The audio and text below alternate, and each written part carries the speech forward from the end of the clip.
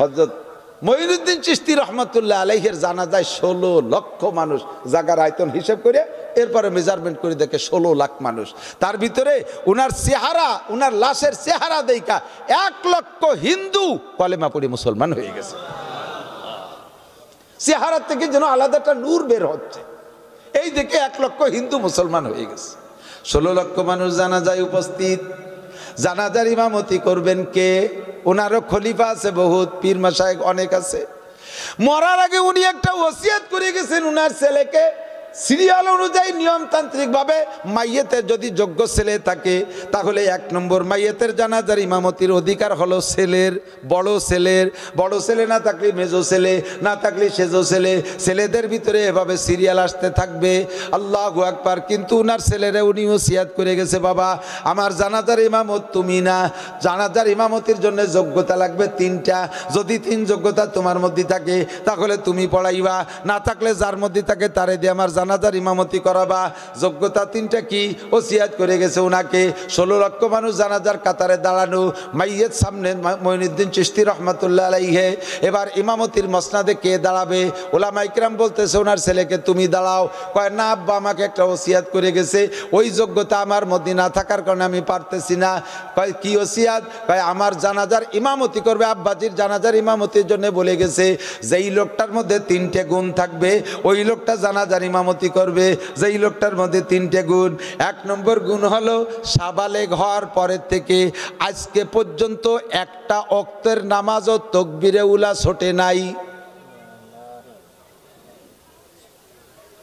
তাকবীরে উলা কারে কয়? ইমাম সাহেব আল্লাহু আকবার বলে সানা বাঁধে কিরাত পড়ে রুকুতি যার আগে নামাজে অ্যাটেন্ড করার নাম হলো তাকবীরে উলা পাওয়া। 1 নম্বর যোগ্যতা ওই লোকটার ভিতরে থাকবে সাবালেগ হওয়ার পরে আজকে পর্যন্ত তার জিন্দেগিতে একটা ওয়াক্তের নামাজও তাকবীরে উলা ছোটে নাই। 2 নম্বর যোগ্যতা ওই লোকটা আসরের নামাজের আগে 4 রাকাত কবলাল আসর সুন্নতে গায়ের মুআক্কাদা যেদিন থেকে পড়া শুরু করছে সেই দিন থেকে আজকে পর্যন্ত কোনো দিন ছোটে নাই। 3 নম্বর যোগ্যতা ইচ্ছাকৃতভাবে কোনো কবিরা গুনাহ কোনোদিন করে নাই। কেইসা যোগ্যতার যোগ্যতা কেমন শর্তের শর্ত? প্রথমটা বললে বেশ কয়েকজন রেডি হয়েছে তালি মনে হয় আমি পাবো।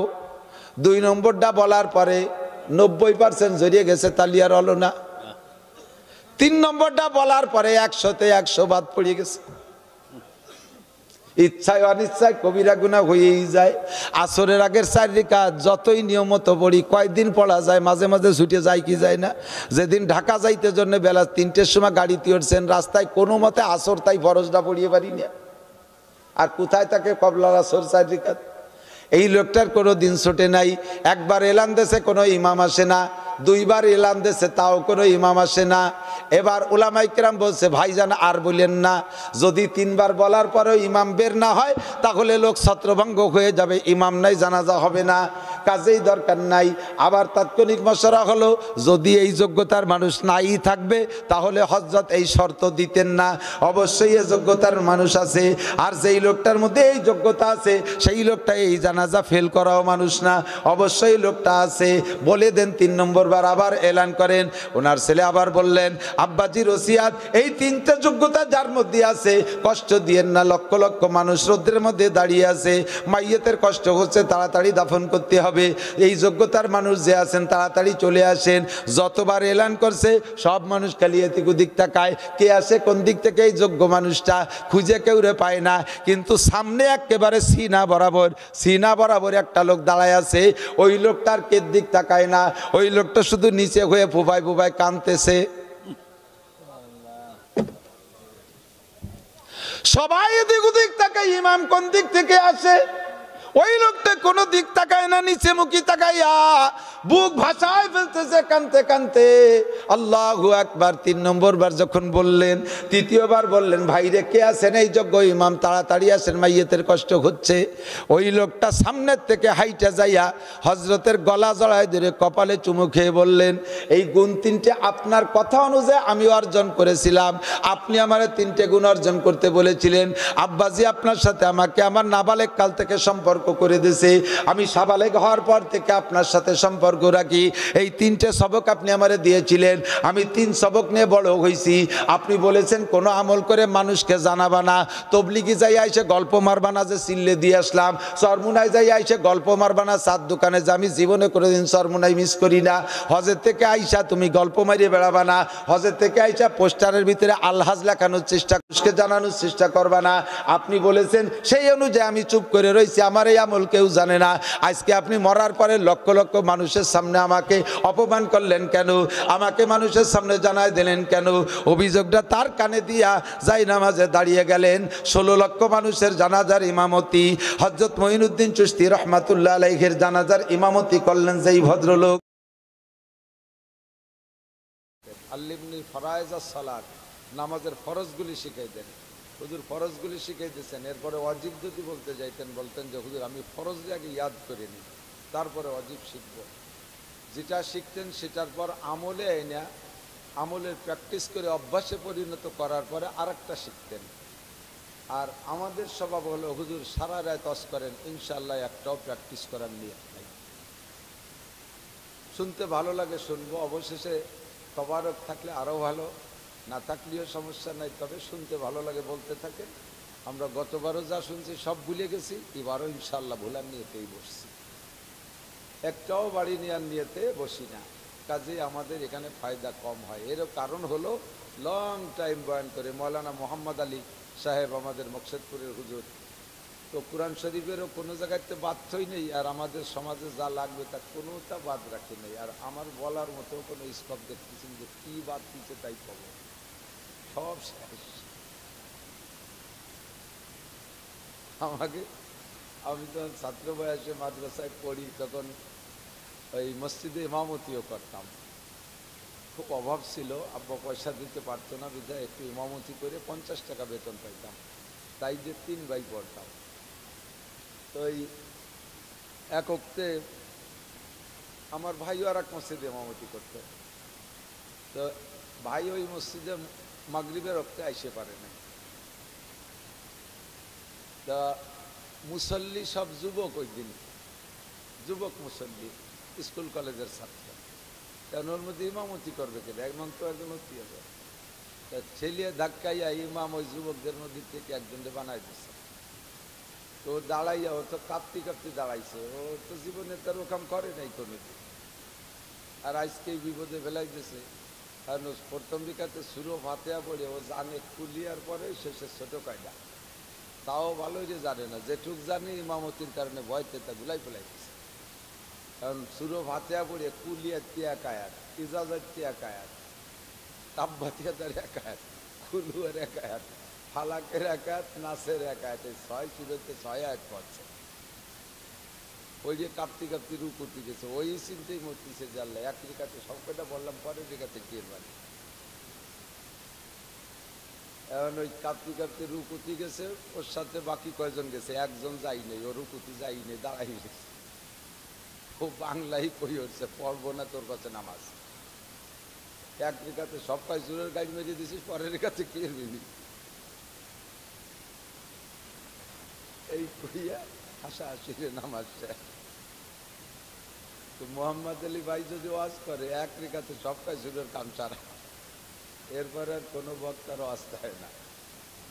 তো যে কটা বলছে ওই কটা কি মনে থাকবে? ইনশাআল্লাহ বলছে, জরুরি কথা, খুব ইম্পর্টেন্ট কথা বলছে, কোরআন শরীফ থেকে পড়ছে, এবং দাগ ফিতের নম্বরও জায়গায় জায়গায় বলার চেষ্টা করে, কত সুরের কত আয়াত, কোন পৃষ্ঠার কত হাদিস, আমি এবার তা পারি না। আল্লাহু আকবার। তো আমার এই দুর্বলতা আছে, আমাদের ভিতরে বর্তমানে পারনেওয়ালা মাশাআল্লাহ আলহামদুলিল্লাহ হাদিসের নাম্বার বলে আমার বাংলাদেশের ভিতরে অন্যতম মৌলানা আরিফ বিন হাবিব সাহেব দামাত বরকাতুহুল আলিয়া। ওলামা ইকরাম বহুত পরীক্ষা করছে, তার সব কোটেশন সত্য, একটাও ভুল নাম্বার সে বলে না।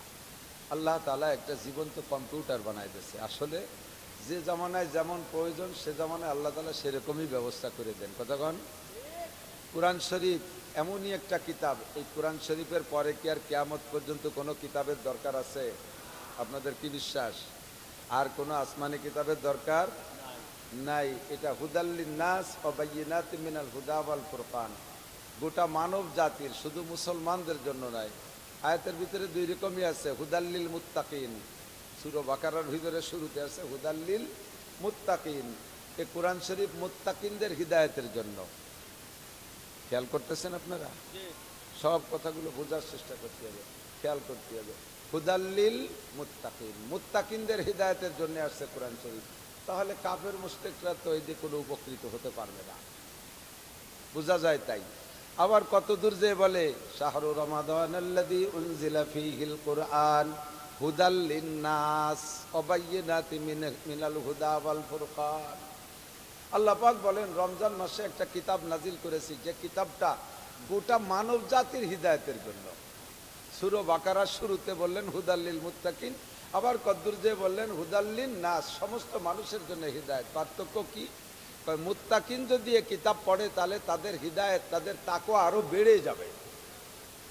আর কাফের মুশরিক সকলের জন্য এই কিতাবটা সুন্দর পথ দেখানোর যোগ্যতা রাখে। এই কিতাবের অনুসরণ করলে অমুসলমানরাও সুখী হবে, হিন্দু বুদ্ধ খ্রিস্টান সকলেই এই কিতাবের থেকে হিদায়াত পাইতে পারে। আসসালামু আলাইকুম।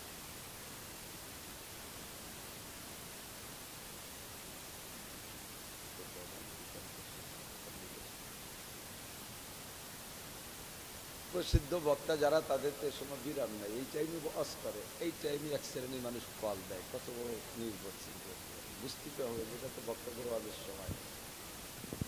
আল্লাহ তো আমাদের কোরআন মুত্তাকিনদের তাকওয়া বাড়ায় দেয়, আর সর্বশ্রেণীর মানুষের জন্য হিদায়াতের ব্যবস্থা কোরআন শরীফে আছে না নাই? কোরআনী হুকুমত যদি কায়েম হয় দেশে, আপনারা কি খুশি না বেজার?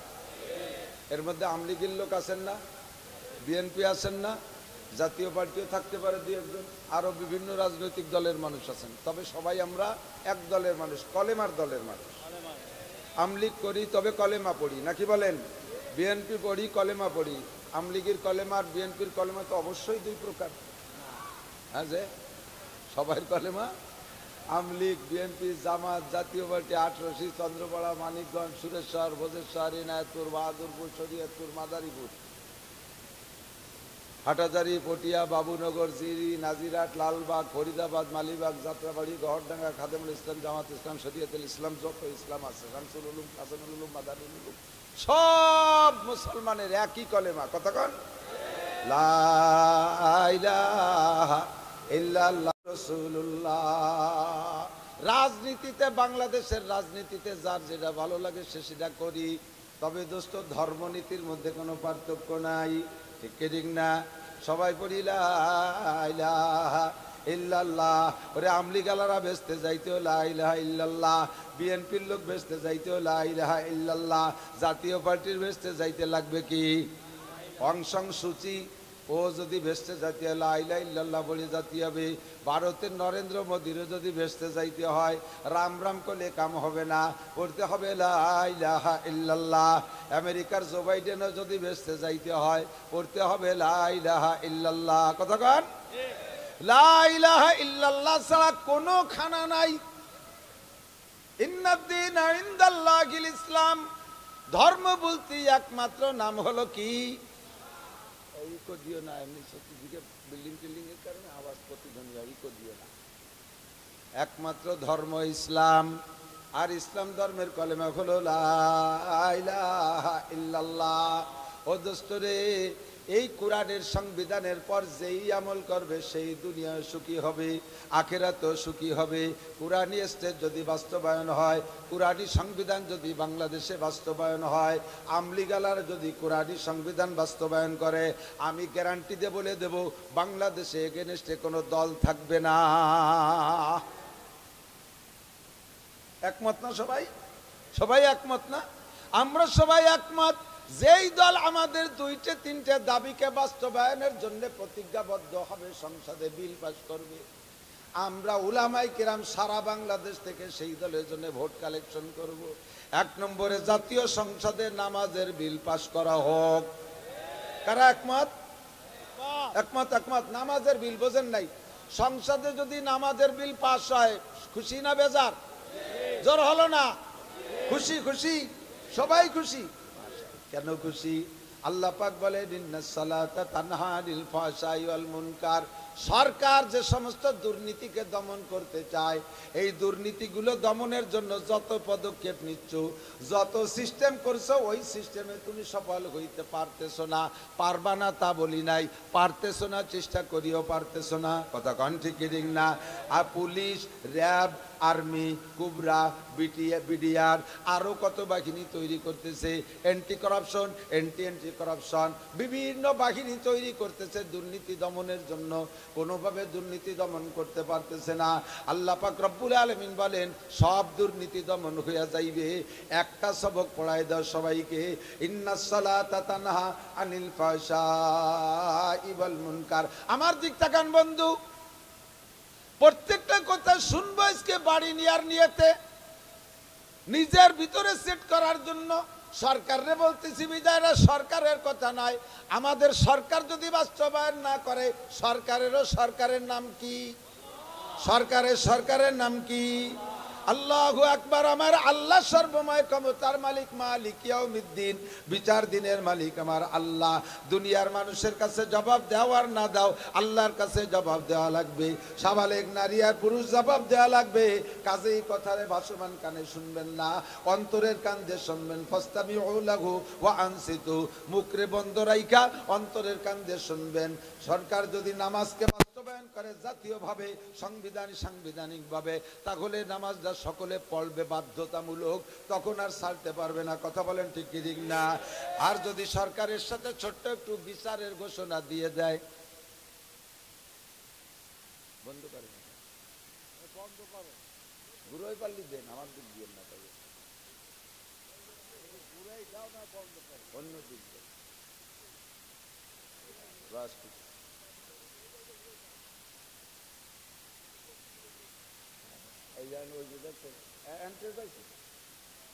ওইরকম আমারও ট্যাক্স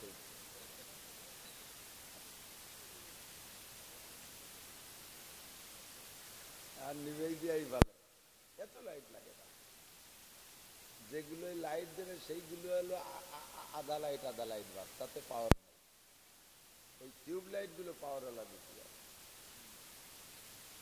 ইন্নাস সালাতা তানহা আনিল ফাহশাই ওয়াল মুনকার। অবশ্যই কথা কে বলেছে?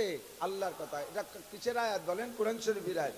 ইন্নাস সালাতা তানহা আনিল ফাহশাই ওয়াল মুনকার। নিশ্চয়ই আল্লাহ ইন্না কোয়া লাগে না। আল্লাহ যদি বলতেন আসসালাতু তানহা আনিল ফাহশাই ওয়াল মুনকার, নামাজ মানুষকে খারাপ কাজ থেকে ফিরায়, এতেই গুরুত্বের অভাব নাই। তারপরও আল্লাহ তাআলা কথার গুরুত্ব বাড়ার জন্য শুরুতে ইন্না শব্দ ব্যবহার করছে। ইন্না, আন্না, এই সমস্ত শব্দগুলো গুরুত্বর শব্দ। আল্লাহ পাক বলেন অবশ্যই নামাজ মানুষকে সকল প্রকার অপকর্ম থেকে, সব দুর্নীতি থেকে ফিরানোর তাবিজের নাম কি? নামাজ। সরকার দুর্নীতি দমন করতে চায়, সুদ মুক্ত হোক, ঘুষ মুক্ত হোক, জেনা মুক্ত হোক, ব্যভিচার মুক্ত হোক, যৌতুক মুক্ত হোক, মদ গাঁজা মুক্ত হোক, দুর্নীতি মুক্ত হোক, টোন মারা মুক্ত হোক, মন মারা মুক্ত হোক, রাস্তা মারা মুক্ত হোক, বিজিএফ কার্ড মারা মুক্ত হোক, তারপরে আরো যারা ব্রিজ কালভার্ট মারিয়ে খা মুক্ত হোক। এটা সরকার চাই কি চায় না? এই সব কিছু সম্ভব সমস্ত দুর্নীতি মুক্ত হওয়ার জন্য একটা তাবিজ আল্লাহ বলেছেন, সেটা হলো নামাজ সকলকে দিয়ে পড়াও। নামাজ সকলকে দিয়ে পড়াও। কিয়ামতের ময়দানে সরকার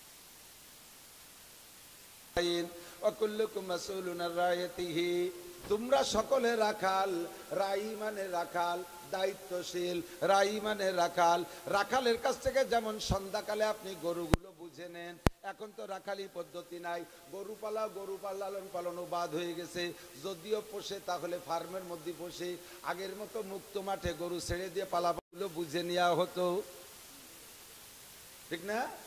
এক নম্বরে গরুর সংখ্যা ঠিক আছে নাকি, তোরে 10টা যে পাঠাইলাম 9টা আনলি না 10টা আনলি বুঝে দে।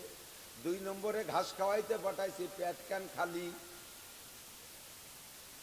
তুই কোন জায়গায় যে গাঁজা খেয়ে বেড়াইছিস, তাস খেলে বেড়াইছিস, আমার গরুর পেটে কেন গরুর পেটে কেন ঘাস নাই? জিজ্ঞাসা হবে কি হবে না? 3 নম্বরে গরু সুস্থ আসছে না অসুস্থ, ঠ্যাং হাত পাও ভাঙ্গে চোখ কানা বাড়ি আনছি, জিজ্ঞাসা হবে কি হবে না? আরে রাখালের কাছ থেকে যেমন সন্ধ্যাকালে গরুগুলো বুঝে নেন, যত মানুষ আছে দায়িত্বশীল সকলকে কিয়ামতে আল্লাহ পাক জিজ্ঞাসা করবে। সর্বপ্রথম প্রেসিডেন্টকে জিজ্ঞেস করবে, তোমার দেশের জনগণের হিসাব দাও আমার কাছে। তোমাকে, তুমি তো চাইছিলে রাজা হইতে, আমি তোমারে রাজা বানাই, এবার তোমার রাজত্বের জনগণের হিসাব আমারে দাও। নামাজ পড়ছে কয়জন, রোজা রাখছে কয়জন, হজ করছে কয়জন, যাকাত দিছে কয়জন, দাড়ি রাখাইছো কয়জন, টুপি পরাইছো কয়জন, মসজিদে গেছো কয়জন, কুরআন পড়াইছো কয়জন, কুয়াকাটা নিছো কয়জন, কক্সবাজারে নিছো কয়জন, পার্কের মধ্যে বসায় তসবিহ দিবাইছো কয়জন দিয়ে, এগুলো সব একটা হিসাব দিয়ে যাও। তোর মারা শিখাইছো, মন মারা শিখাইছো, রাস্তার কন্ট্রাক্টরে মারি কাশি। মাওলানা আবুল কালাম সাহেবকে জিজ্ঞেস করলাম, মোস্তফা কামালকে জিজ্ঞেস করলাম, ভাই আপনাকে দি কারেন্ট কি রকম যায়? এ কোন তার মোবাইলই তো চার্জ দিতে বলে, এ কেমন যাওয়া কয়, আপনাকে দি কেমন যায় কারেন্ট? কয় যে আমাকে দি কখনো কারেন্ট যায় না, মাঝে মধ্যে একটু আসে, যাই না কোনো সময় একটু আসে ফাঁকে ফাঁকে। এক থানায় 24 ঘন্টা থাকে, আর এক থানায় মাঝে মাঝে একটু আসে। জবাব আল্লাহর কাছে দেওয়া লাগবে কি লাগবে না? আমার বাসায় কারেন্ট লাগে, জনগণের বাসায় কারেন্ট লাগে। আমার বাসার কারেন্ট ব্যবস্থা আছে, জনগণের বাসায় নাই কেন? আমার বাড়ি যার রাস্তা আছে, আমি নেতা, জনগণের বাসায় যার রাস্তা নাই কেন? ইনসাফ বেইনসাফ কেন করছো? জবাব আল্লাহর কাছে দেওয়া লাগবে কি লাগবে না? আল্লাহ পাক নজির তৈরি করে রেখেছেন। মসজিদে নববীতে বয়ান করতেছেন ওমর ইবনে খাত্তাব রাদিয়াল্লাহু তাআলা আনহু। সারাটা বাংলাদেশ মাত্র কয়দিনের মধ্যে ঘুরে আসলাম। প্রত্যেক দিন 8টা-10টা করে ডিস্ট্রিক্ট অতিক্রম করি, দেখতেছি সব জায়গায় যোগ্য নেতায় ভরা। আরে কি মিছিল আমরা দিয়ে যাচ্ছি, বোতল বাইরে দিলে ভোট, শান্তি পাবে দেশের লোক, বোতল বাইর তুলনা জগতে মেলে না। বোতল নামে তো কেউ নাই, জন্য বোতল কলাম, হঠাৎ নাম এটা কয়ে বললে অনেক সময় মিলিয়ে যায়। শেষে করে যায় হুজুরে কিনা আমার নাম কয়ে দিচ্ছে, ধর সেই গন্ডগোল লেগে যায়। বোতল নামে কেউ নাই, তবে বোতল নামে মার্কা আছে। বোতল মার্কা আছে না? গতবার দেখছি পানির বোতল মার্কা। বোতল ভাইকে দিলে ভোট, বোতল খাবে দেশের লোক। বোতল আছে না, গাজার বোতল, এবার বোতল, ফেন্সিডিল, মদের বোতল। বোতল বাইরে দিলে ভোট, বোতল খাবে দেশের লোক। বোতল ভাইকে দিলে ভোট, শান্তি পাবে দেশের লোক। এই স্লোগান যারা দেয় তারা মুশরিক। এই স্লোগান দিয়া শিরকি স্লোগান। একমাত্র আল্লাহকে ভোট দিলেই শান্তি পাওয়া যায়, আর দুনিয়ার কোনো মানুষকে ভোট দিলে শান্তি পাওয়া যায়? গ্যারান্টি দেওয়া যাবে না, শান্তি পাওয়া যায় না। শান্তি যদি পাইতে চাও কুরআন মার্কায় ভোট দাও, শান্তি যদি পাইতে চাও হাদিস মার্কায় ভোট দাও। কথা বলেন? সারা দেশ ভরে স্লোগান চলতেছে, দায়িত্ব নেওয়ার জন্য লাফালাফি ফালাফালি পাগলা পাগলি চলতেছে। আল্লাহু আকবার। জিম্মাদারি পাওয়ার পরে আপনার জিম্মাদারি কি? আপনি কি ন্যায় বিচার প্রতিষ্ঠিত করেছেন? আমি বলবো তারাই পদে যাওয়ার ইচ্ছা করবেন, তারাই পদের আশা করবেন যাদের ভিতরে হযরত ওমরের মতো যোগ্যতা আছে, হযরত আবু বকরের মতো যোগ্যতার দাবি করতে পারেন। হুবহু না পারেন, কমপক্ষে তাদের নকশে কদমের উপরে চলার চেষ্টা করবেন। মসজিদে নববীতে হযরত ওমর রাদিয়াল্লাহু তাআলা খুতবা দিচ্ছেন। এর আগে এলান দিয়ে, রাষ্ট্র তো বিশাল, রাষ্ট্রের আয়তন, হযরত ওমরের রাষ্ট্রের আয়তন 2,40,00,000 বর্গ মাইল। কত বড়? 2,40,00,000। পৃথিবীর 2/3, 3 ভাগের 2 ভাগ একটা রাষ্ট্র। তাহলে কত বড় হওয়া দরকার? প্রায় বাংলাদেশের সমান। তাহলে কথা কয় না রে আল্লাহ। অত বড় দেশের মানুষের পায়খানা বানতে এইরকম 2-3 বাংলাদেশ লাগে। এত বড় দেশের রাজা হযরত ওমর, মসজিদে নববীর খতিব। যে দেশের রাজা হবে যিনি, ওই দেশের রাষ্ট্রীয় মসজিদের খতিব হওয়ার যোগ্যতা থাকতে হবে তার। আল্লাহর ফজল আমাদের দেশে তো আছেই অবশ্যই। হযরত ওমর খতিব মসজিদে নববীতে খুতবা দিচ্ছেন, বয়ান করতেছেন। খুতবার ভিতরে উনি ওই দিন সব গভর্নরদেরকে, প্রাদেশিক গভর্নরদেরকে খবর দেয় না, মসজিদে নববীর মুসল্লি গভর্নররা স্থানীয় মুসল্লিও আছে, মদিনার মুসল্লি। হযরত ওমর রাদিয়াল্লাহু তাআলা আনহু গভর্নরদের উদ্দেশ্য করে বলতেছে, লা তাজলিমুনা ওয়ালা তুজলামুন, জুলুম করবা না, জুলুমের ভিতরে পড়বা না, তুমি এই পার্সিয়ালিটি করবা না, দেখে দেখে নিজের লোকগুলোর চাকরি দিবা আর নিজের লোক যারা না তাদের চাকরি দিবা না, তা হবে না। কার্ডগুলো নিজেদের মধ্যে বিতরণ করবা, যারা তোমার আত্মীয় থেকে দূরে আর নজরের থেকে দূরে তাদের মধ্যে দিবা না, তা হবে না। সব জায়গায় ন্যায় বিচার করবা, সকলকে সমান হারে দিবা। লা তাজলিমুনা ওয়ালা তুজলামুন, জুলুম করবা না, জুলুমের ভিতরে পড়বা না। এই বয়ান করতেছেন হযরত ওমর, ইনসাফের বয়ান করতেছেন। ইতিমধ্যে মাঝখানে একজন দাঁড়ায় গেছে, দাঁড়ায় বলতেছি, ইয়া উমর, প্রেসিডেন্ট। যেই ওমর, কোন ওমর কন্ত, যেই ওমরে দেখলে শয়তান রাস্তার থেকে নেমে চলে যায়। আমাকে দেশের ওমর না, আমাকে দেশের ওমর রে আরো শয়তানে বিড়ি দড়ি দেয়, আছে না এরকম? নাম আতর আলী, তাহলে মনে হয় যেন ওর সারা গায়ে গিরান, অথচ গায়ে ফোয়া পাটার গন্ধ। এরম আতর আলীর দরকার নাই। ওমর, যেই ওমরের নামটা মসজিদে নববীর গেটে লেখা আছে, নাম তার বাবে ওমর। শয়তান দূর থেকে আসে, ওমরের নামটা লেখা দেখার সাথে সাথে ওখান থেকে আফিরুল শয়তানু ওয়ায়াজরুতু জুরাতান, বাই সারতে সারতে পিছনের দিক পলায়, পাত্তি বলায় শয়তানে ওমরের নাম শুনলি। এত বড় বাঘা ওমর, আল্লাহু আকবার। সেই ওমর খুতবা দিচ্ছেন মসজিদে নববীতে। সাহাবী একজন সামনে দাঁড়ায় বলতেছে, ইয়া উমার সাহ, ওমর আপনি চুপ থাকেন, আপনার মুখে এই বক্তব্য শোভা পায় না। ইনসাফের বক্তব্য, ন্যায় বিচারের বক্তব্য আপনার মুখে শোভা পায় না। হযরত ওমর বলেন, কেন আমার মুখে শোভা পায় না? সঙ্গে সঙ্গে হযরত ওমর তাকে ধমক দিয়ে বসায় দিয়েছে, বেটা মজলিসের মধ্যে কি বলিস? আমার মুখে যদি ন্যায় বিচারের বক্তব্য শোভা না পায়, এই বর্তমান বিশ্বে কার মুখে ইনসাফের বক্তব্য শোভা পাবে? লোকটারে ধমক দিয়েছে, লোকটা ভয়তে বইসা পড়ছে। সঙ্গে সঙ্গে হযরত ওমর রাদিয়াল্লাহু তাআলা আনহুর ছেলে আব্দুল্লাহ ইবনে ওমর রাদিয়াল্লাহু তাআলা আনহু ইত্তেবায়ে সুন্নতের 1 নম্বর যারা ছিল, তার ভিতরে আব্দুল্লাহ ইবনে ওমর একজন। নবীর সুন্নত যতগুলো, একটা সুন্নতকে চুল পরিমাণ ছাড়েন নাই হযরত আব্দুল্লাহ ইবনে ওমর। যুবক মানুষ যৌবনকাল থেকে, ছেলেবেলায় থেকে নবী পাককে পেয়েছে, আর ছেলেবেলার থেকে তৈরি হয়ে গেছে, নবীর একটা সুন্নত ছাড়বে না। এ আমার যুবকরা, কিয়ামতে যদি হযরত ওমরের সাথে, হাসান হুসাইনের সাথে জান্নাতে যাইতে চাও, সাইয়্যিদাই সুবহানিল জান্নাহ, জান্নাতি যুবকদের নেতা হাসান হুসাইন, তাদের সাথে যদি জান্নাতে যাইতে চাও, এখন থেকে তুমি প্রস্তুতি নাও। বুড়ো হলে ভালো হবা, বুড়ো হলে তোমার ভালো হতে বলা লাগবে না, বুড়ো হলে এমনি ভালো হয়ে যায়। এই বুড়োরে যদি কই যে কাকা আর ডাকাতি করবেন না, তাহলে কি কোয়া লাগে নাকি? ওনার ডাকাতির বল আছে। যৌবনকাল থেকে রেডি হয়ে যাও। আব্দুল্লাহ ইবনে ওমর এত বড় সুন্নতের অনুসারী ছিলেন। নবী পাক রাস্তায় হাঁটতে হাঁটতে কদ্দুর যে জায়গা বসে জীবনে একবার পেশাব করছে, হযরত আব্দুল্লাহ ইবনে ওমর যদি সেই রাস্তা দিয়ে হাঁটতেন, ওই জায়গা যে টের পাইছে যে এই জায়গা নবী পেশাব করেছেন, আমি দেখেছি, ওই জায়গা যে পেশাবের ভান করে বসতেন, পেশাব আসলে পেশাব করতেন, না হলে এমনি খানিক বসে থেকে চলে আসতেন। সাথীরা জিজ্ঞেস করলেন, হযরত ও জায়গা বসলেন কেন?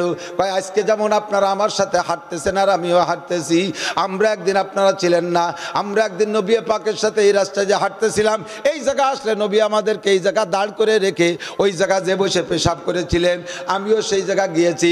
আপনি তো পেশাব করেন নাই, কেন গেলেন? যদিও পেশাব না আসে, আমার নবী যে জায়গা পেশাবের ভান করে বসছে, ও জায়গা পেশাবের ভান করে বসতে আমার ভালো লাগে।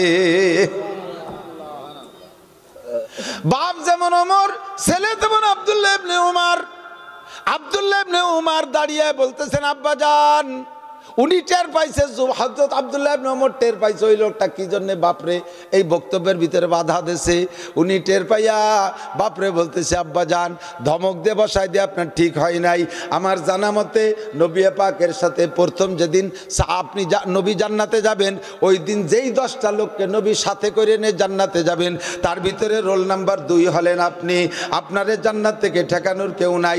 ওই লোকটা আজকে যে কারণে আপনাকে ইনসাফের বক্তব্যে বাধা দিয়েছে, নিশ্চয়ই তার ভিতরে নিশ্চয়ই তার অন্তরে তার জানা আছে আপনার মধ্যে ইনসাফের কোনো ত্রুটি আছে, ওই ত্রুটিটা তার জানা আছে। কিয়ামতে আপনাকে জান্নাতে যাওয়ার ঠেকানোর জন্য কেউ নাই। ওই লোকটা যদি আপনাকে সেই দিন আল্লাহর কাছে মামলা দেয়, আল্লাহ ওমর বেইনসাফি করেছে এই মামলা যদি দেয়, আপনার জবাব দিয়ে সেরে যেতে পারলেও কিছুক্ষণ সময় নষ্ট হবে। নবী 9 জন নিয়ে বেহেশতে চলে যাবে, আপনার যাইতে দেরি হয়ে যাবে। কাজে সেই দিনের জন্য কাজ বাধায় রেখেন না, এক্ষুনি তার কাছ থেকে আপনার শোনা উচিত তার আপনার উপরে তার অভিযোগ কি। কথা বলেন ঠিক কি ঠিক না? বলার সাথে সাথে যে মানুষ যেমন শক্ত ওই মানুষ ওইরকম নরম, তবুও তাৎক্ষণিকভাবে রাগরে হজম করে পারতেছে না। কারণ প্রায় 1-150 গভর্নর সামনে, তার ভিতরে যদি প্রেসিডেন্ট বলে আপনার মুখে ইনসাফের বক্তব্য শোভা পায় না, বলেন তো চেহারা লাল হয় কিনা? আরে ওমর তো ওমর, আমাদের এই দেশের ওমরকে সামনে কলিবার তারে ধরে পিঠ মুড়াই দিয়ে গুগু মুড়াই দিয়ে বেড়িতে নিয়ে থানায় আটকায় দিবে না, ঠিক না? তো হযরত ওমর কষ্ট করে একটু সামলাইলেন। এবার বলতেছে বাবা আমার মিজাজ এখনো ঠান্ডা হয় নাই, তুমি লোকটার কাছে জিজ্ঞাসা করো আমার মধ্যে কি ত্রুটি পাইছে বিদায় কথা বলতেছে। হযরত আব্দুল্লাহ বলতেছেন বাইরে, উনিও চেষ্টা করলে পারতেন যে থামাই দিয়া ঘরের মধ্যে নিয়ে শুনবে, যেহেতু লোক সমাজের ভিতরে উনি অভিযোগ করছে, কাজেই সকলের মনটা ফ্রেশ করে দিতে হবে। এই জন্যই প্রেসিডেন্টের মোকাবেলায় মামলা যে দেশে সেই ফরিয়াদির কথা উনি জায়গায় দাঁড়াই শোনার ইচ্ছা করলেন। বললেন ভাই তুমি দাঁড়াই বলো আমার আব্বার মধ্যে বেইনসাফির কি দেখেছো, এখনই তার সমাধান হবে। লোকটা দাঁড়িয়ে বলতেছে ও আব্দুল্লাহ, গত শনিবারে তোমার আব্বা রিলিফের কাপড় বিতরণ করছে, অন্য দেশ থেকে আসা রিলিফের কাপড় পিস কাপড় আসছে, আমাদের সকলকে এক পিস করে কাপড় দিছে। ওই কাপড় পিস কাটা পিস এতটুক ছিল যার এক পিস কাপড়ে একজনের গায়ে জামা হয় না, যার কারণে দেখো গত শনিবারে কাপড়ের জামা আমাদের কাহারও গায়ে নাই। একটা কাপড় হলিও তো কেউ জামা বানাইতো, আমরা সেই কাপড় দিয়ে জামা বানাইতে পারি নাই। আমাদের মধ্যে সবচেয়ে বেটে লোকটার গায়ে এক পিস কাপড়ে জামা হয় না, কাজে সেই কাপড় দিয়ে জামা বানাইতে পারি নাই। হে আব্দুল্লাহ তোমার আব্বা ওমর আমাদের মধ্যে সব চাইতে লম্বা, অথচ উনার গায়ে সেই শনিবারে কাপড়ের জামা দেখতেছি, নিশ্চয়ই আমাদেরকে এক পিস দিয়ে উনি 2 পিস নেছে, 2 পিস না হলে ওনার জামা হয় না। নিজে 2 পিস জামা নিয়া আমাকে এক পিস কাপড় দিয়া, নিজে 2 পিস কাপড় নিয়া আমাদের এক পিস কাপড় দিয়া, আবার উনি ইনসাফের বক্তব্য দেয়। বলো আব্দুল্লাহ উনার মুখে ইনসাফের বক্তব্য শোভা পায় কিনা?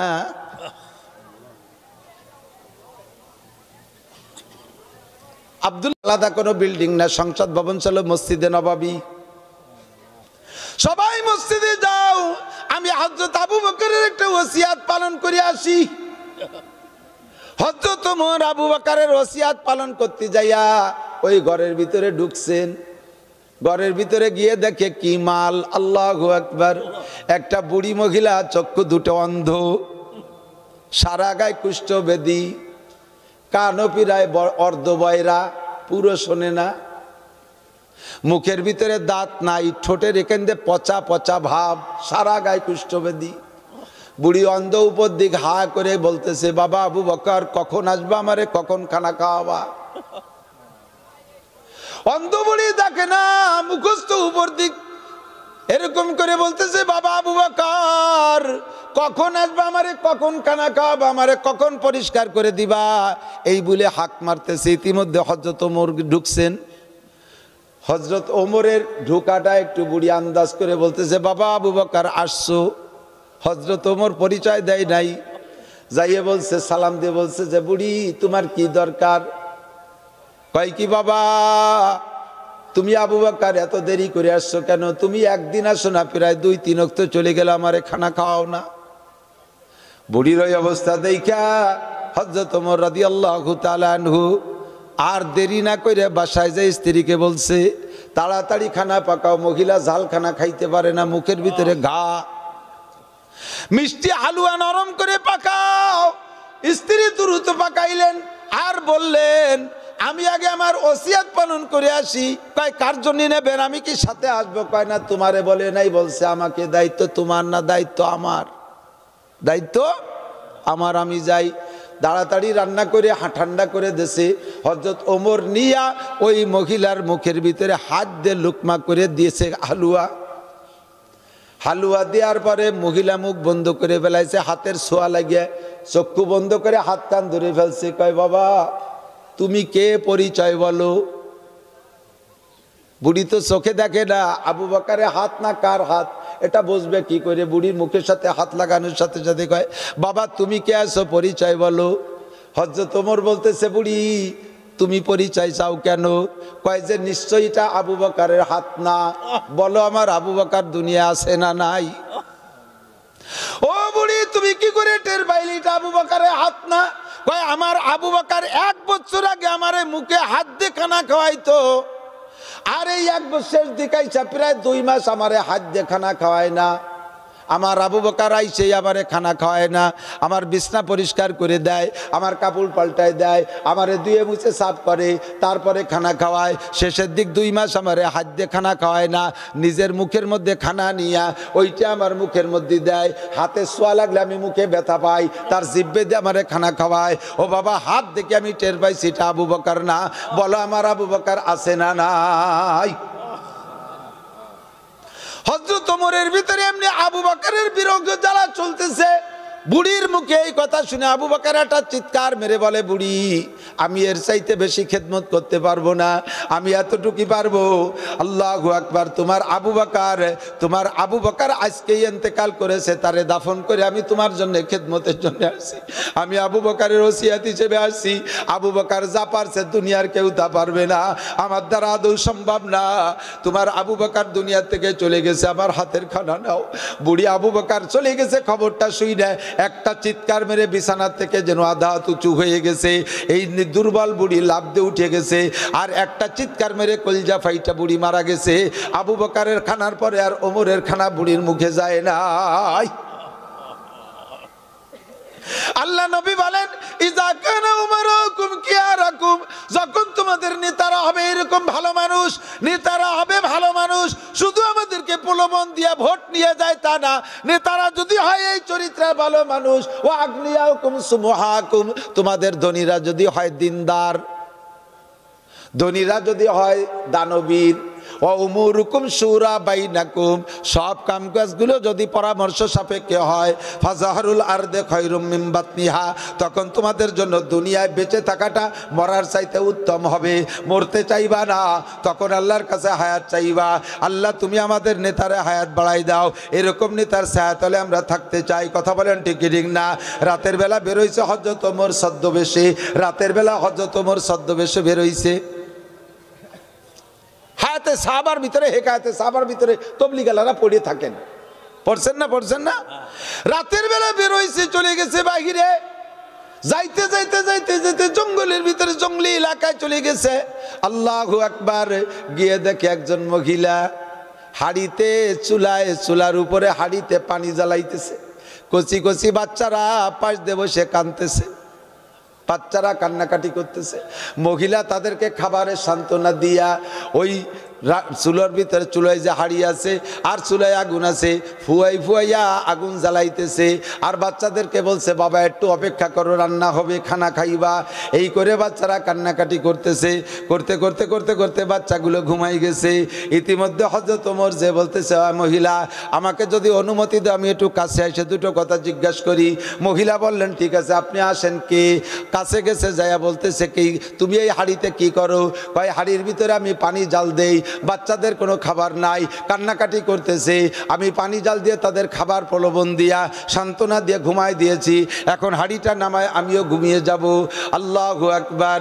এবার হযরত ওমর বললেন তাহলে তুমি এই বাচ্চাদেরকে না খায় এভাবে ঘুমায় রাখো কেন? তাদের খাবার কোনো ব্যবস্থা করতে পারো নাই? কয় আমার জন্য আমার জায়গা নাই, জমি নাই, আমার স্বামী ইনকাম করতে পারে না, বরঞ্চ স্বামী আমার নেই, বাচ্চাগুলো এতিমকে রেখে চলে গেছে, আমার এখন কি উপায়? কিয়ামতের ময়দানে খলিফাতুল মুসলিমিন ওমরের নামে মামলা দেব, কিয়ামতের ময়দানে খলিফাতুল মুসলিমিন ওমরের নামে মামলা দেব। ওমর এই দেশের রাজা হইয়া আমাদের খবর নেয় না, কিয়ামতে মামলা দেব। এবার হযরত ওমর বললেন বুড়ি তাহলে অপেক্ষা করো, মহিলা অপেক্ষা করো, আমি দেখি তোমার জন্য কোনো ব্যবস্থা করতে পারি কিনা। উনি তখনও পরিচয় দেয় না যে উনি হযরত ওমর। মহিলা তো ওমরে চেনে না, এমনি এমনি মামলা দেবে। হযরত ওমর যাইয়া বাইতুল মালে যাইয়া বস্তা ভরে খাবার নিছে, চর্বি নেছে, খেজুর নেছে, ময়দা নেছে, তেল নেছে, যা যা দরকার সব নেছে। বস্তা বইরে এবার গোলাম রে কয়, বস্তা বইরে ওনার গোলাম রে কয়, গোলামের নাম মাহজা রাদিয়াল্লাহু তাআলা আনহু। এর আবার আলাদা কিসসা, লম্বা কিসসা, জম্মের কালো হাবশি মানুষ। এই গোলাম রে বলতেছে, গোলাম বস্তা আমার মাথায় উঠাই দে। অর্ধ পৃথিবীর প্রেসিডেন্ট সে গোলাম রে কয় বস্তা আমার মাথায় উঠাই দে। গোলাম কয়, খলিফাতুল মুসলিমিন, আপনি পায়খানা করলে সে পায়খানাও পরিষ্কার করার দায়িত্ব আমার, আপনার সব কিছু করার দায়িত্ব আমার, আর আমি আপনার মাথায় এই বস্তা তুলে দেব, আমার কিয়ামতে কি হবে? এটা আদৌ সম্ভব না, আমার মাথায় দেন। হযরত ওমর কয়, ও গোলাম, ওই মহিলার খাবার পৌঁছাই দেওয়ার দায়িত্ব তোমার না, তোমার দায়িত্ব আমার পায়খানা সাফ করা। পায়খানা যদি কোনো দিন করি সাফ করে দিও। তোমার দায়িত্ব আমার কাপড় পরিষ্কার, ময়লা হলে পরিষ্কার করে দিও। তোমার দায়িত্ব আমার জুতো সোজা করার, বেকা হইলে সোজা করে দিও। কিন্তু ওই বাচ্চাদের খানা খাওয়ার দায়িত্ব তোমার না, ওদের কারণে কিয়ামতে তোমার জবাব দেওয়া লাগবে না, জবাব আমি ওমরের দেওয়া লাগবে। কাজে এই বস্তা আমার মাথায় উঠাই দাও। হযরত ওমরের মাথায় বস্তা নিয়েই নিলেন, চলে গেলেন হযরত ওমর একা একা, কেউরে সঙ্গে নিলেন না। নিয়ে মহিলাকে বললেন, মা তুমি একটু সরে বসো। দিয়েই বস্তা দিয়ে চলে আসে নাই, কয় মা তুমি একটু সরে বসো, আমি নিজে হাতে রান্না কইরা যেই বাচ্চারা কানতে কানতে ঘুমাইছে দেখে গেছি আমি, ওই বাচ্চাদের মুখে হাসি না ফুটায় আমি যাব না। ক্ষমতা নেওয়ার জন্য লড়াপিটা করো, এমন দায়িত্ব পালন করতে পারলে ক্ষমতা নেওয়ার চেষ্টা কইরো। মহিলারা সরাই দিয়া হাড়ির ভিতরে তেল চর্বি যা যা দেওয়া দরকার সুন্দর করে দিয়া, কিতাবের ভিতরে লেখে, হায়াতে সাহাবার মধ্যে লেখে, হযরত ওমরের ঘন দাড়ি চুলোর মধ্যে ফুয়াইতে ফুয়াইতে ধুমো আইসা দাড়ি একেবারে গুলা গুলা হয়ে গেছে, চোখ দিয়ে নাক দিয়ে পানি পড়তেছে, ধুমো চোখে গেলে তো পানি পড়ে। এই কান্নাকাটির ভিতর দিয়ে রান্না কইরা এরপরে মহিলাকে বলে, বাচ্চাদেরকে উঠাও। উঠাইছে বাচ্চাদেরকে, নিজ হাতে কোলের মধ্যে বসাইয়া দুইটা তিনটা বাচ্চাকে পরাণ ভরে পেট ভরে খাওয়াইয়া এরপরে তাদের সাইডা দিছে। রাতের বেলা পেট ভরে খায় তারা খুশিতে হাসতেছে, খেলাধুলা করতেছে। হযরত ওমর বলে, আমার নিজের সন্তানরা খুশি হলে যে পরিমাণ আনন্দিত হইতাম তার চাইতে বেশি আনন্দ পাইলাম। বাচ্চাদেরকে এবার শান্ত করে আমি বললাম মহিলাকে, এগুলো খরচ করো, আবার ফুরিয়ে গেলে তুমি আমার কাছে যাইও। জিজ্ঞেস করছে, মুরব্বী আপনার নাম কি? কইতেই চায় না, কয় না মুরব্বী একটু বলেন। আল্লাহ, মহিলা এবার বলতেছে, মুরব্বী আপনার হযরত ওমরকে প্রেসিডেন্ট না বানাইয়া যদি আল্লাহ পাক আপনারে প্রেসিডেন্ট বানাইতো তাহলে ভালো হইতো। আল্লাহ কেন রাজা বানাইছে? আল্লাহ আপনারে প্রেসিডেন্ট বানালি ভালো হইতো। হযরত ওমর তখনও পরিচয় দেয় নাই, কয় বাবা তুমি অমুক জায়গায় যাইবা, মাল ফুরাই গেলে যাবা, সেখানে আমারে পাইবা। আল্লাহু আকবার। মাল ফুরাই গেলে ফিরে আবার মহিলা গেছে, ঠিকানা অনুযায়ী যাইয়ে দেখে রাজ চেহারায় রাষ্ট্রপদ মর্যাদায় সেই রাজ সিংহাসনে বসা যে লোকটা, সেই লোকটা সেই রাতের সেই বাবরসি। বয়তে কাঁপতেছে, আল্লাহ কারে দিয়ে আমি রাত্রি ভাত রান্দায় খাইছি। ও দুস্তরে ইজা কানা উমারাকুম খিয়ারাকুম, যখন তোমাদের নেতারা হবে ভালো মানুষ, মাঝে মাঝে বলি, পুরন কথা দুই একটা সিজনালি আইসে গেলে বলা লাগে। আল্লাহু আকবার। খাজা মঈনুদ্দিন চিশতি রহমাতুল্লাহ আলাইহির নাম তো সবাই শুনছি, চিশতিয়া তরিকার মুরব্বী, ঠিক না?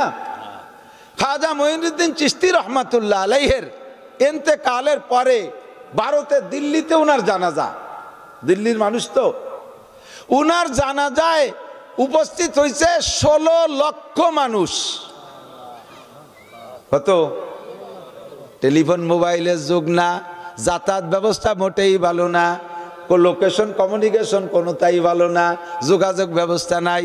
সেই জামানার 16 লক্ষ মানে এই জামানার 16 কোটি। কতক্ষণ? এখন ফোন দিলি এক জায়গায় একজন মরিছে, মরার সাথে সাথে কি সুন্দর মাইকিং, নবজাতক বাচ্চা পেটেতে মরি হয়েছে তার জন্য মাইকিং। আরো যদি তা ভালো ফ্যামিলি রয়, আল্লাহ এসে গেল কয়ে যাই। মহিলারা মারা গেলে মাইকিং করা, সমস্ত উলামা ইকরাম বলে মাইকিং করে একেবারেই নিষেধ। যে কেউ মারার সাথে সাথে মাইকিং করে দেশ গুলাই ফেলাই দেয়, অথচ দিন ভরে মাইকিং করার পরে মুসল্লি হয়েছে 50 জন। এত বড় মাইকিং এর কি দরকার? আর মসজিদের মাইকিং, মসজিদের মাইক যে মাইকিং করে জায়েজ করে তাও ওলামায়ে মুফতিদের কাছে শুনে নেবেন। মসজিদের মাইক একমাত্র আজান ইকামতের, আজানের জন্য এগুলো অক্ষ করা। সেটিতে গরু হারাই গেছে সেই এলান, মানুষ হারাই গেছে সেই এলান, চুরি হয়ে গেছে সেই এলান, আগুন ধরে গেছে সেই এলান, এরপরে জানাজার এলান। যদি সব কাজের জন্য অক্ষ থাকে তাহলে করলে করতে পারেন। বাকি মানুষ মারা গেলেই দেশ ভরিয়ে এলান করে বেড়া, বিশেষ করে মহিলারা মারা গেলে এলান বিলকুল নিষেধ। হযরত ফাতেমা রাদিয়াল্লাহু তাআলা আনহার মতো মহিলা দুনিয়ায় আসে নাই আর আসবে না। কথা বলেন ঠিক কি ঠিক না? হযরত ফাতেমার মতো কেউ আসবে না। ফাতেমার মা খাদিজা, সে মাও বড় দামি মা। ফাতেমার মা আয়েশা, সে মাও বড় দামি মা। সমস্ত মহিলাদের উপরে জান্নাতের নারী, জান্নাতি নারীদের নেত্রী হবে কে? ফাতেমা রাদিয়াল্লাহু তাআলা। সেই ফাতেমা মারা যাওয়ার সময় উনি বলে হযরত আলীকে বলছেন, আমার ইন্তেকালের পরে কোনো ঘোষণা হবে না, আপনারা ঘরে যারা আছেন আমি যখন মারা যাব গোসল করতে, কাফন পরাইতে যে টাইমটা, এর বেশি আমার দুনিয়ায় রাখবেন না। যে কজন উপস্থিত থাকবেন তারা আমার জানাজা পড়ে দাফন করবেন। মাত্র 4 থেকে 5 জন মানুষ হযরত ফাতেমা রাদিয়াল্লাহু তাআলা জানাজা পড়াইছে। আর আমাদের জানাজা বাবা বড় বাগা নেতা অলিবারা। আগে একদিন গত বছর দেখি এক নেতার জানাজায় সামনে দিয়ে এক কাতার খালি হিন্দু। সুবহানাল্লাহ, এ আছে না নাই?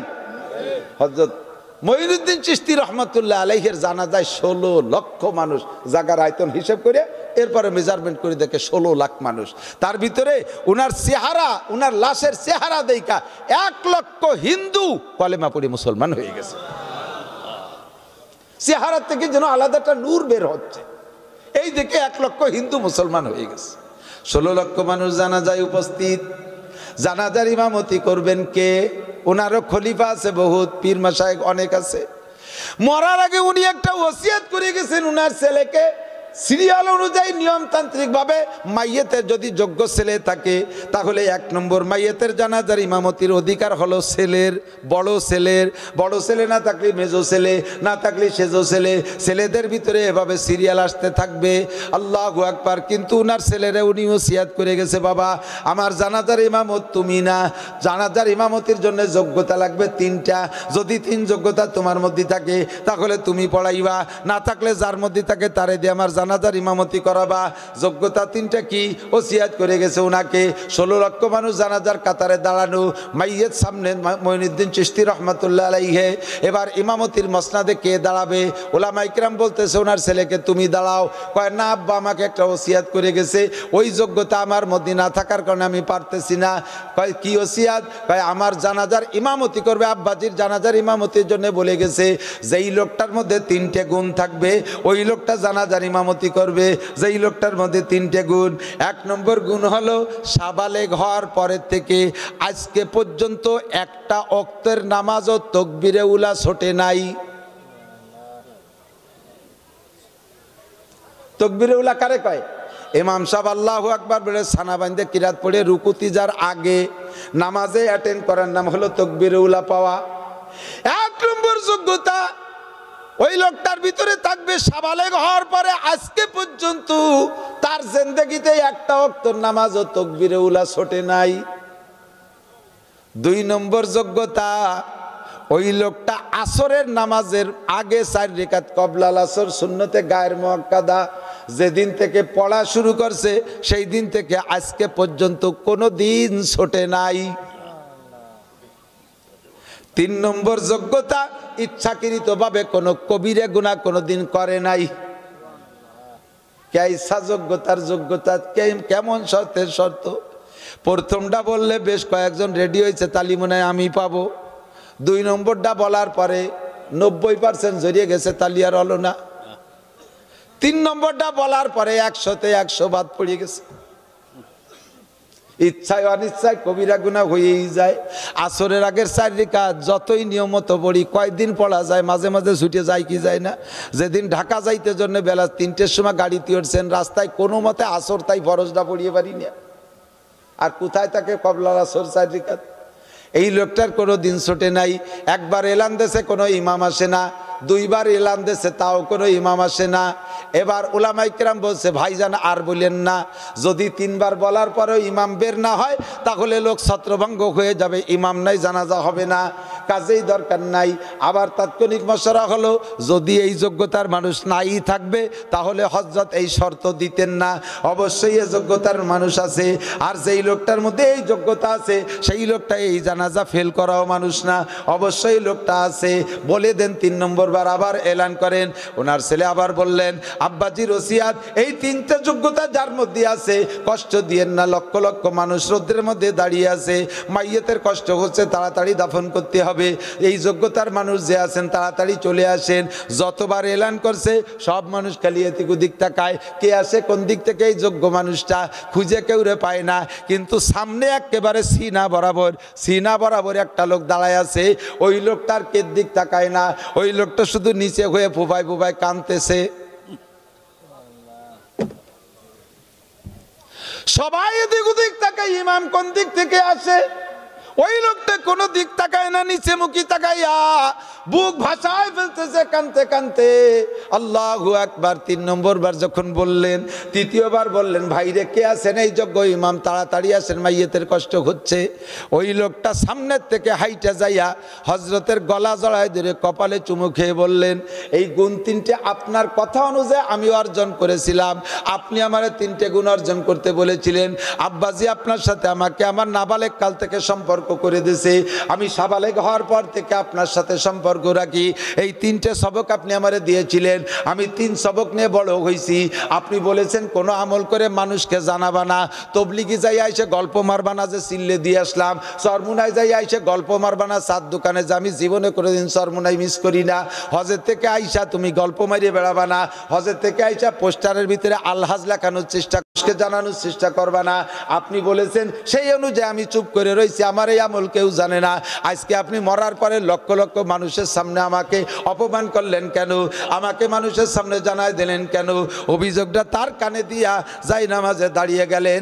16 লক্ষ মানুষের জানাজার ইমামতি হযরত মঈনুদ্দিন চিশতি রহমাতুল্লাহ আলাইহির জানাজার ইমামতি করলেন যেই ভদ্রলোক, উনি কোনো মাদ্রাসার মুহাদ্দিস না, উনি কোনো নামদারি পীর না, উনি তৎকালীন ভারত উপমহাদেশ, ভারত বাংলাদেশ পাকিস্তান, ভারত বাংলাদেশ পাকিস্তান, শ্রীলঙ্কা, মালদ্বীপ, নেপাল, ভুটান, বার্মা সহ একটা রাষ্ট্র ছিল। এই বিশাল রাষ্ট্রের প্রেসিডেন্ট সুলতান শামসুদ্দিন আলতামাশ রহমাতুল্লাহ আলাইহি।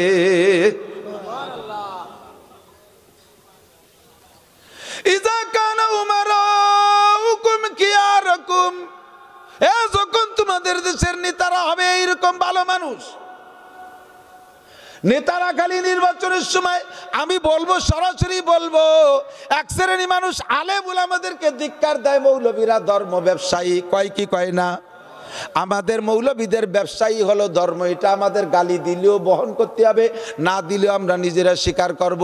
তবে আমাদেরটা ধর্ম ব্যবসা না, আল্লাহ পাক রব্বুল আলামিন ধর্মের ধারক বাহক হিসেবে বানাইছে, তাই আমরা করি। কিন্তু যারা সারা বছর ধর্মের কাছে আসে না, নির্বাচনের সময় টুপি মাথায় দিয়ে স্টেজে আসে ওয়াজ করতে, ওরাই হলো 1 নম্বর ধর্ম ব্যবসায়ী। না নামাজ হয় না, রোজা না, যাকাত না, হজ, তো ফের খুশি কিস বাত? কে কই যেটা হয় না জজ, সারা বছর নামাজ নাই, সারা বছর রোজা নাই, সারা বছর টুপি নাই, সারা বছর পাগড়ি নাই, সারা বছর জামা নাই, সারা বছর জুব্বা নাই, যা কিছু করে বেড়াও, নির্বাচন আসলে আমাদের স্টেজ পাইয়া সে জায়গায় লম্বা লম্বা বক্তৃতা দাও, টুপি মাথায় দিয়া। দেশের মুসলমান লেলাবুলা তাদেরকে টুপি দেখায়া ভোট নাও। কাজে এইটাই হলো 1 নম্বর ধর্ম ব্যবসা। ইজা কানা উমারাকুম খিয়ারাকুম, নেতা যদি হয় ওইরকম 5 ওয়াক্ত নামাজি, নেতা যদি হয় নামাজি, নেতা যদি হয় তো কবলা আসর 4 রাকাত পড়নেওয়ালা, নেতা যদি কোনো কবিরা গুনাহ না করে, তাহলে সেই নেতার দেশে আল্লাহ কাল্লা ফাতাহনা আলাইহিম বারাকাতিম মিনাস সামাই ওয়াল আরদ, আসমান আর জমিন থেকে শান্তি আর রহমত আর বরকতে সব দরজা খুলে দেব। ঠিক কি ঠিক না? আল্লাহু আকবার। সুলতান মাহমুদ বলবো নি কি নাকি কষ্ট হচ্ছে? আল্লাহু আকবার। না বাঁচতে হবে, অস্ত্র রয়েছে, তা আগে কি যেন এসে গেলে তাইখানি করছি, অস্ত্র করবো পরে, ঠিক আছে না? আপনারা কি ওয়াজের জন্য বসে রয়েছেন না মেহমানদারির জন্য? তবে মেহমানদারি নিয়ে যাবেন সুন্নাত, মেহমানদারি গ্রহণ করা কি সুন্নাত। আল্লাহ এই দাওয়াত দিচ্ছি আমি, কর্তৃপক্ষের পক্ষ থেকে দাওয়াত দিচ্ছি। আমার দাওয়াতে আল্লাহর রহমতে বেকায়দায় পড়বো না, বহুত রান্না করছে, না খাই গেলেই নষ্ট হয়ে যাবে রে। হুসাইন আহমদ মাদানী রহমতুল্লাহ ওয়াজ করতে, উনি যে জায়গায় যাইতেন ওনার সাথে যদি ওনারা যদি কোনো খাওয়ার দাওয়াত দিতে একা একা, হুজুর আপনার আমাকে বাড়ি একটু, বাংলাদেশে কয়েছে একটু ডাইল ভাতের দাওয়াত, আর ও দেশে ভারতে কয় একটু শাক রুটির দাওয়াত। থোড়া সা শাক রুটি কি দাওয়াত হয় হজরত, আমার বাড়ি একটু শাক রুটির দাওয়াত। তো হুজুর রে একা দাওয়াত দিচ্ছে, সাথে যদি দুই একজন যাইতো হুজুর জীবনেও তাদেরকে ঘরে ঢুকতে দিতেন না, বাইরে গাছতলা থাকো আমি খাই আসি। গাইরেস্ট যদি বলতেন যে হুজুর সাথে আসছে নিয়ে আসেন, না না, দুই সমস্যা, এক আলো ওকে অভ্যাস হয়ে যাবে, ফাঁসে ফাঁসে ঘুরে বেড়াবে খাওয়ার জন্যে, বদ অভ্যাস। দুই নম্বরে বাড়ি যা রান্না করছে আমি সহ তোমার ফ্যামিলির সদস্যরা সব সচরাচর এরকম খানা হয় না, আমাকে বলে একটু ভালো রান্না করছে। তা আমার সাথে যে কয়জন আছে 4-5 জন, ওকে যদি বসায় দেয় তো হাড়ি ধরিয়ে টান দেবে, বাড়ি মহিলাকে কপালে কিছু হবে না। এই জন্য কয়জন বাইরে থাক, আমার একারে দাও খাইয়েছি। এইটা পুরো ভারতবর্ষে প্রসিদ্ধ ছিল মাদানী রহমতুল্লাহ। আর আমাদের দেশে পীর সাহেবের দাওয়াত দেশে 2 হাইয়েস্ট বইয়ে দূর দূর করে সিট সব দখল করছে, লাস্টে সে পীর সাহেবই সিট পায় না। এই গজব আছে না নাই? আছে না নাই? আমি বিলকুল সিঙ্গেল ঘুরি, কখনো খুব রিয়ার যদি সাথে যায়, একটা ছেলে আমার সাথে যায়, আমার সাথে একজনের বেশি নেই, এবং তা বলে নেই যে আমার সাথে এক থেকে ড্রাইভার আর সাথে একজন থাকতে পারে। অনেকে আছে গাড়ি ভরিয়ে নেয়, ছাদে নেয়, তলে 2 জন বাঁধিয়ে নেয়, প্রত্যেকের কোলে একটা বসায় দেয়, গিরাম ধরিয়ে নিয়ে এসে খাওয়াতে যাবে। বিলকুল এটা অনিয়ম। আগে একদিন বলছি না, মান দাখালা আলা তামিন বিগয়রি দাওয়াতিন দাখালা সারকানা খরাজা মুগিরান। এই বিয়েতে বরযাত্রী দাওয়াত দেয় 50 জন, যায় 75 জন। এবার এ দেশে আছে না এই সিস্টেম? আছে, আছে। যেই 50 জন বলছে, 50 জনের উপরে যে অতিরিক্ত 25 জন গেছে, ওই 25 জনের নামে একটা সার্টিফিকেট দিয়েছে নবী। কি সার্টিফিকেট? Double certificate. ও কটা ঢোকছে চোর, বেরোয় গেছে ডাকাতি করিয়া। ঢোকছে চোর, চোর রেখে দাওয়াত দেয় নাকি? এ চোর রেখে বাড়ি দাওয়াত দেয়? চোর নিজের কায়দায় ঢোকে না, আর যাওয়ার সময় লুটে ফুটে নিয়ে যায়, ডাকাতি করে নিয়ে যায়। এ কটারে দাওয়াত দিনে ঢোকছে চোর। আর এই বিনা দাওয়াতে কটা খায় বেশি, বিনা দাওয়াতে গুলো এর আশের মতো গলা সমান গেলে ঢেক ছাড়তি ছাড়তি বার হয়ে যায়। দাখালা সারে কানবা খরাজা মুগিরা, এ কয়টা চোর হয়ে ঢুকলো, ডাকাত হইয়া। কখনো অতিরিক্ত বিয়ের বরযাত্রীতে নেবেন না। 50 করে আপনার 150 জাতি হবে, 150 কন্ট্যাক্ট করেন। আর সে বাড়ি কন্ট্যাক্ট করবেনই বা কেন? সে বাড়িকে আপনার খাওয়া পাওনা আছে নাকি? মেয়ে বিয়ে উপলক্ষে, মেয়ের বিয়ের উপলক্ষে, বিয়ে উপলক্ষে মেয়ের বাড়ি কোনো খানা হবে না। শুনে দেখেন ওলামায়ে কেরামের কাছে, বিয়ে উপলক্ষে মেয়ের বাড়ি কোনো খানা হবে না, বরযাত্রী হবেই না। খানা হবে ছেলের বাড়ি, আউলি মোলাবি সাত। নবী বলেন বিয়ে করে আনছিস, বাড়ি একটা ছাগল জবাই দিলে খাওয়াই দে দেশের মানুষরে। তা খাওয়াতি যে তার নাম থুইছে আবার বউবার, বউ ভাতা বনাম হাল খাতা। কালেকশন, এমন কালেকশন, সে কালেকশনের বয়তে খাতি ইজার কায়দা নাই। কতক্ষণ না কে মোটা কালেকশনটা মাইক ধরিয়ে গোপনে গোপনে অলিত হয়।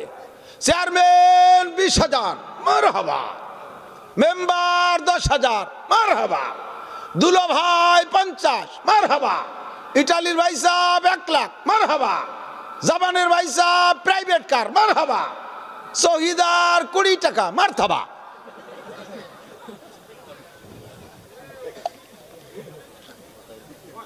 শহীদার কয় কি তোর বাড়ির দ্বারা জীবনও আসবো না, 4 খাওয়াই এই অপমান করলি, 20 টাকা না করলি কি ছিল? কতক্ষণ?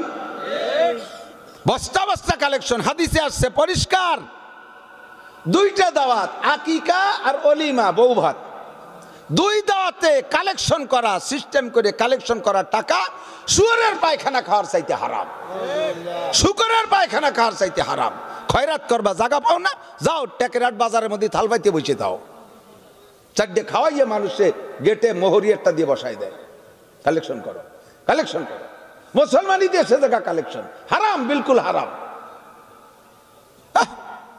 ব্যবসার জায়গা ভাই নেই, ছেলে একটা মুসলমানই দিয়ে 1 লাখ টাকা ব্যারাকের থেকে লোন উঠে গিয়ে খাওয়াইছে, 3 লাখ টাকা কালেকশন হয়েছে। খুশিতি উস নাই, আল্লাহ কি এরবো, ছেলে মোটে একটা কি এরবো, নিজে আর একবার নেবো নি মুসলমানি, ভালোই তো ব্যবসা। নাও এবার গুড়া বাড়িয়ে কেটে ফেলাও। শয়তানি যত, এগুলো হারাম। এই কুপ্রথা বাদ দিতে হবে। খাওয়াবেন ফিসাবিলিল্লাহ। বিয়েতে বরযাত্রী যাবে, বরযাত্রী জায়েজ নাই। হ্যাঁ, মেয়ের বাপ যদি স্বেচ্ছায় বলে বিয়েই, মৌলানা নাসির সাহেব বলছে কোরআন হাদিসে যা আছে তার খেলাপ করব না, তবে আমার মেয়েটা একেবারে এভাবে একা একা এসে নিয়ে গেলে আমার মন ছাড়বে না, আপনি দেখে গণ্যমান্য 20-50 জন লোক নিয়ে এসেন, 50 জন নিয়ে আসেন, 20 জন নিয়ে আসেন, সে যে কয়জন বলবে সেই কয়জন। আমি ছেলে বিয়ে দিছি এই গত মার্চের আগের মার্চে ঢাকায়। আমার বিয়েই বলছে বিয়ে কতজন আসবেন?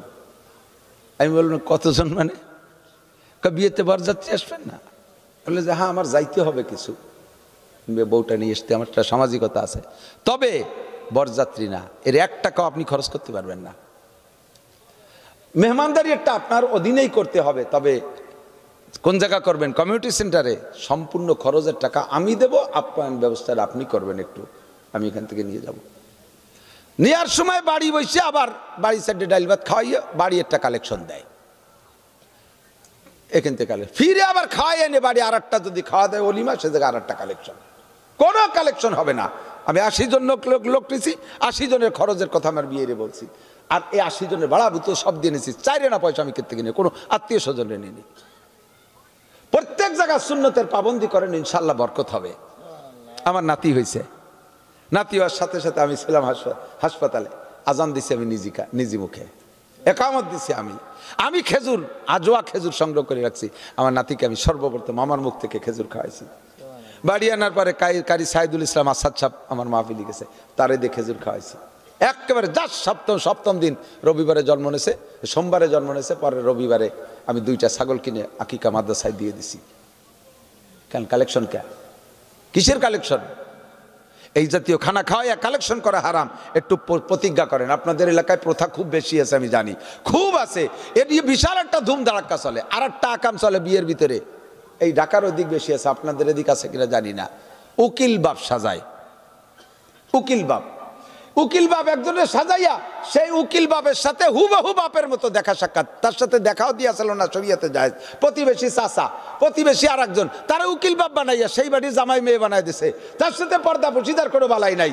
ওই উকিল বাপের সাথে এই মাইয়ের বিয়েও জায়েজ। আর পাতায়নি কুটুম্বুতে একেবারেই বাপ পাতায়, ছেলে পাতায়, মা পাতায়, যারের মুখ বুলা মা, পাতায়নি মা বোঝেন তো? ধর্মমা কয় নাকি? ধর্ম মারে 100 বার বিয়ে করা জায়েজ,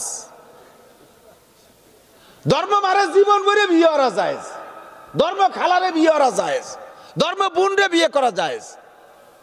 যারা বিয়ে করা জায়েজ তার সামনে যা যায় কি? এই কুপ্রথাগুলো আমাদের ভিতরে এখনো চলতেছে। মাদানী রহমাতুল্লাহ আলাইহির সাথে 2-3 জন গেলে তাকে ভিতরে ঢুকতে দিতেন না, ভুলে গেছেন নাকি? তো একবার এক মাহফিলে গেছে, জমিদারের বড় লোকের মাহফিলে গেলে হুজুরের সাথে 5-7 জন গেছে। জমিদার জানে যে হুজুরের এই স্বভাব সারা দেশে প্রসিদ্ধ, বিনা দাওয়াতের কেউ ঢুকতে দেয় না, খাতিও দেয় না।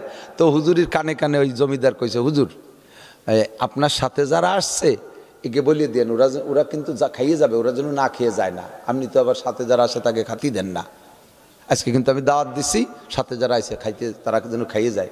এইরকম মাঠ ভরা মানুষ এই খবর পাইয়া হুজুর বললেন, মিয়া আপনারা সবাই আমার সাথে আসছেন না? শুনতি সবাই দাওয়াত জমিদার বাড়ি। জমিদারের উদ্দেশ্য হলো হুজুরের সাথে গাড়িতে যে 5-6 জন আছে সেই কয়জন, কিন্তু হুজুর মাঠ ধরে দাওয়াত দিয়ে দিয়েছে। এখন জমিদারের কাপা শুরু হয়ে গেছে, কম্পনার। হুজুর কি এলেন? হুজুর এত মানুষ আমি তো খাতির দিতে পারবো কি? আমি তো কাছে আপনার সাথে যে কজন। হুজুর কয়, মিয়া এই সবই আমার সাথে আছে, আমি নালি এরা আসতো নাকি? ভাই যত রান্না করুক, আমরা বক্তা রান্না হলে থাকতেন নাকি এতক্ষণ? তাহলে সবই আমার সাথে আছে। তো তুমি মিয়া কইলে একটা ভয় পাচ্ছ?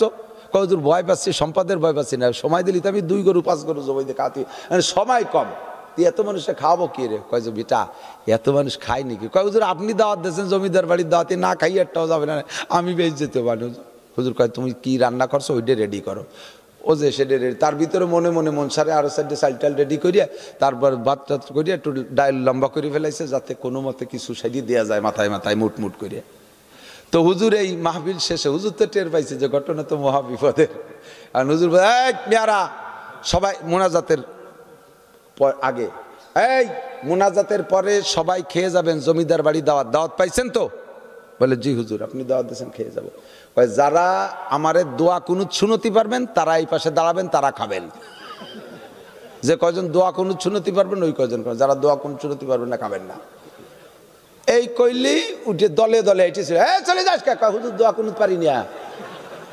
মাঠ খালি, 20-25 জন দাঁড়াইছে। এরপরে জমিদার হাসতে হাসতে হুজুর ইয়ে কি সালা দিলেন চালন দিয়া। হুজুর কয় মিয়া এর চেয়ে ভালো চালা আর একটা আছে, সেটা হলো যদি এই সব কয়জনরে কই যে জানাজার দোয়া শুনো, আমারে জানাজার দোয়া না শুনলি খাতি পাবা না, তোর একটাও টেকবে না। নে কথা কর না কেন, একটাও টেকবে না, ঠিক কিনা? কয়জন পারেন জানাজার দোয়া, কয়জন পারেন দোয়া কুনুত?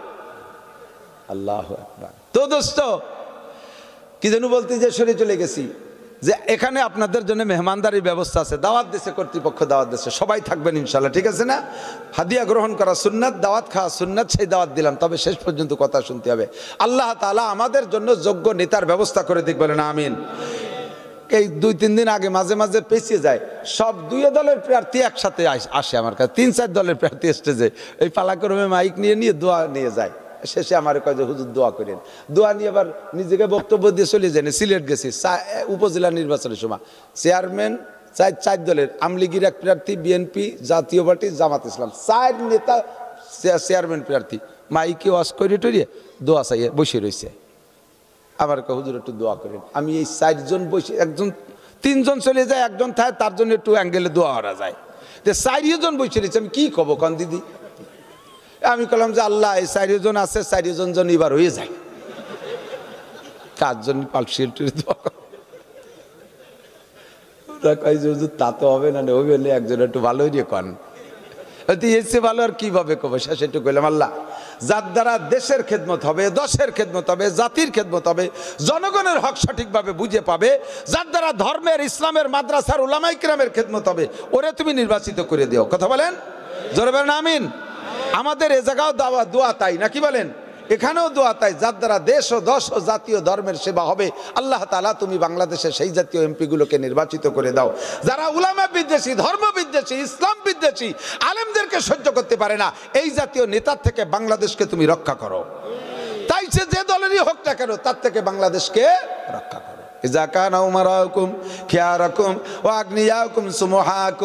যখন তোমাদের নেতারা হবে ভালো মানুষ, 3-4 নেতার নাম কইছি, রাতভর কইতে পারবো, হাজার হাজার গল্প জানা আছে এইরকম বাগা বাগা নেতা। যখন নেতারা হবে এরকম ভালো মানুষ, সুলতান শামসুদ্দিন আলতামাশ রহমাতুল্লাহ আলাইহি চিন্তা করতে পারেন, এত বড় দেশের রাজা হইয়া তার এক ওয়াক্ত নামাজ কাজা হয় না। আমাদের দেশের মেম্বারে যদি আল্লাহ ডাকে, এ মেম্বার নান্টু মেম্বারে আছে নাকি তারপরে জানি রে, টুও করলাম তো থাই বসতে পারে আর এক বেকায়দা, নান্টু মেম্বারের দিকে আসো, কি ব্যাপার তুমি নামাজ পড়ো নাই কে? আল্লাহ এই বিজিএফ কার্ডের মাল দিতি কর্নে যে কোন তো চলে গেছে, আমি টেরই পাইনি। আল্লাহ কয় তোমার রাষ্ট্র কত বড় ছিল? কয় 300 ভোটার, রাষ্ট্রে 300 ভোট নিয়ে উনি মেম্বার হয়েছে, তাকে বিজিএফ কার্ড দিতি নামাজের রক্ত কর্নে চলে গেছে, টের পাইনি। সাথে সাথে সুলতান শামসুদ্দিন আলতামাশকে হাজির করা হবে। এত বড় দেশের রাজা হইয়া তার নামাজ ছোটে না, তুই মাত্র একটুক মেম্বার হয়ে নামাজ ছুটলো কেন? চেয়ারম্যান নামাজ দাও, এমপি নামাজ দাও, কি জন্য পড়তে পারো নাই? দেশ চালাতি, যে দেশের কি চালাইছিস তুই তো যে ঢাকা টঙ্গের পর বসে রয়েছিস, দেশ তো যার চালান সেই চালাইছে। রাস্তা যা বানাই দেশ আমরা ভ্যানেলা ভাতি দাবাতি জাতি তালে তাই, রাস্তার নামও রাখছি ডেলিভারি রোড। ডেলিভারি রুগী মহিলা বাচ্চা ডেলিভারি হচ্ছে না, নিয়ে যাবো রাজই, রাস্তায় যে গাড়িতে উঠেছি ভ্যান, রাস্তার যে জাকিতি রাস্তায় তার ডেলিভারি হয়ে গেছে। এই রাস্তার নামই তুইছে ডেলিভারি রোড। তুমি কি অর্থযোগ্য নেতা? আমাকে এদিকের রাস্তা ভালো আছে, জান নাই তো রাস্তা, বাংলাদেশের রাস্তা তো ঘোরেন নাই। আমি তো সারা দেশে ঘুরি, আই সেদিন গেছি এই পাশে এক থানায় গেছি, যাইতে আসতে আমার জীবনটা শেষ। 2টে মাহফিল সামনে করে গেছে, 2টে মাহফিলই নাই, পুলিশি ব্যাঙ্গি ছুটি উড়াই দিছে। আমি বললাম যে তোমরা বাংশো আমার টাকা কটা দাও, আমার তো আশা হয়ে গেছে। এরে কি রাস্তা, আল্লাহ হেফাজত করুক, বলেন আমিন। আল্লাহু আকবার। আল্লাহ পাক রব্বুল আলামিন আমাদেরকে বানাইছেন কোনো উদ্দেশ্য আছে কিনা? কথা বলেন, আছে না? এই যে আমাদের নেতারা বস্তা বস্তা টাকা খরচ করতেছে, কি দরকার এত টাকা দিয়ে, এত টাকা খরচ করেন কেন? কোটি কোটি টাকা। আর এবার শেখ হাসিনারে আমি যে কি দিয়ে একটা পুরস্কার দেবো তা বুঝে উঠতে পারতেছি না। এমন কায়দার নির্বাচন দিয়েছে, একজনের নৌকো দিয়েছে আর একজনের তুই ফাললি ওই আয়। একই দলের মধ্যে দুই প্রার্থী, যারা এতদিন নৌকো পাইয়া নৌকো খান জমা দিয়ে তুই ঢাকা যে ঘুমাই রয়েছে, অন্যা সে এমপি বাড়ি চলে গেছে, আর এইবার সে নৌকো রেখে নেক্সট নৌকোর লোকই দাঁড়ায় গেছে। এইবার আর অত সহজে না, ঘুম নাই, তাহাজ্জুদ পড়িয়ে নামা লাগতেছে, সারা রাতভর রাস্তায় যাইতে এটা তাহাজ্জুদ পড়তেছে। আমি তো ঘুরিয়ে দেখতেছি। এত খরচ, এত কষ্ট, এত টাকা কেন খরচ করেন? পিছনে উদ্দেশ্য আছে না নাই? কথা বলেন, আছে না নাই? তুমি সামান্য 2 কোটি 5 কোটি টাকা খরচ করে যদি এত আশা রাখতে পারো, ও বান্দা তোমারে বানাইতে আমার কোটি কোটি টাকা লাগছে। তোমার 2 চোখের দাম 20 লক্ষ টাকা, তোমার 2 কিডনির দাম 24 লক্ষ টাকা, তোমার 2 বাল্বের দাম 18 লক্ষ টাকা, তোমার ফুসফুস লাংস, তোমার হার্ট বাল্ব, তোমার পাকস্থলী, তোমার অঙ্গ প্রত্যঙ্গ কত টাকা দামের, এর দাম তুমি দিয়ে সারতে পারবা না। একজন মানুষের মাথার ভিতরে যে ঘিলু আছে মগজ, এইটার দাম আরো 20 বছর আগে মেডিকেল সায়েন্সরা ধার্য করেছে। একজন মানুষের আজ থেকে 20 বছর আগের দাম বলছি, এখন তার সে কত দাম হতে পারে জানি না। সেই সময় আমি পত্রিকায় দেখেছি একজন সুস্থ মস্তিষ্কের মানুষের মাথার মধ্যে যে ঘিলু আছে, এই ঘিলুটুকের দাম 40 লক্ষ কোটি টাকা, 40,000 কোটি টাকা। 40,000 কোটি টাকা একজন মানুষের মাথার ঘিলুর দাম, মগজের দাম।